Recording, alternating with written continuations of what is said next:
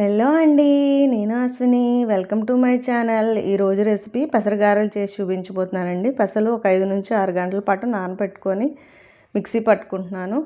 సుమారుగా 5 నుంచి 6 గంటల పాటు ఈ పెసలు అనేది నానితే గారె బాగా వస్తుందండి. అందుకని నానబెట్టేసుకొని గ్రైండ్ చేసుకుంటున్నాం. మనం మిక్సీ అయినా వేసుకోవచ్చు, లేదంటే గ్రైండర్లో అయినా సరే వేసుకోవచ్చండి.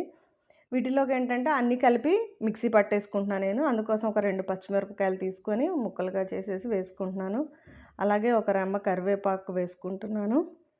ఉల్లిపాయలు ఒక స్పూన్ జీలకర్ర వేసానండి. తర్వాత ఉల్లిపాయలు కూడా వేసేసుకుంటున్నాను. తర్వాత కలుపుకోకుండా ముందే మిక్సీ పట్టేసుకుంటున్నాను. ఒక 2 ఇంచులు ఉండే అల్లం ముక్క తీసుకొని ముక్కలుగా కట్ చేసి వేసుకొని వీటన్నిటిని మిక్సీ పట్టుకుంటున్నాను. ఇలా ఇందులో వాటర్ ఏమి యాడ్ చేయలేదండి. మిక్సీ పట్టిన తర్వాత మళ్ళీ నీరు వస్తుంది అన్న దానికోసం కొంచెం సాల్ట్ వేస్తున్నాను. ఒక స్పూన్ సాల్ట్ వేసేసి మళ్ళీ మిక్సీ పట్టుకుంటున్నాను. ఇదిగోండి, మిక్సీ పట్టిన తర్వాత పిండి రెడీ అయింది. ఇలా కచ్చా పచ్చాగా ఉంటేనే పిండి పెసరగార అనేది తినడానికి బాగుంటుందండి. పైన క్రిస్పీగా లోపల సాఫ్ట్గా అనేది ఉంటుంది. అందుకోసం కచ్చా పచ్చాగా వేసుకొని తర్వాత ఒక గిన్నెలోకి తీసుకుంటున్నాను.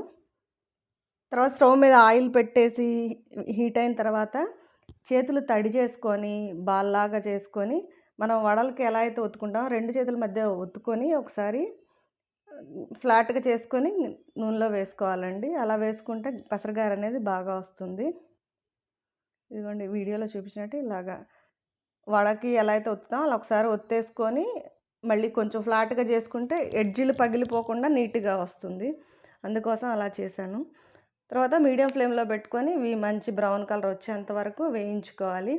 మనం రెగ్యులర్గా తినే గారెలు కాకుండా అప్పుడప్పుడు ఇలాంటివి తినడం వల్ల ఏంటంటే కావాల్సిన ప్రోటీన్ అనేది శరీరానికి కూడా అందుతుంది. పిల్లలకు కూడా వెరైటీ స్నాక్ చేసి పెట్టినట్టు ఉంటుంది కాబట్టి చాలా బాగుంటుంది. ఇది నైవేద్యాల్లో కూడా పెసరగారెలు అనేది నైవేద్యంగా సమర్పిస్తారు. ఇలాంటివి నైవేద్యంగా పెట్టాలనుకున్నప్పుడు అల్లం వెల్లుల్లి ఇలాంటివి లేకుండా వేసుకుంటే చాలా బాగుంటుంది.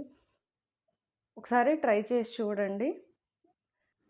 ఇప్పుడు ఇలా మొత్తం బ్రౌన్ కలర్లోకి వచ్చేసినాయి కదా, ఇలా 1 బై 1 తీసేసి ప్లేట్లో పెట్టేసుకుంటున్నాను.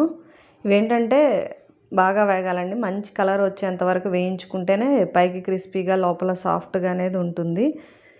ఒకసారి చూడండి. మరిన్ని రెసిపీస్ కోసం నా ఛానల్ని సబ్స్క్రైబ్ చేయండి. పక్కనే ఉన్న బెల్ ఐకాన్ని క్లిక్ చేయండి.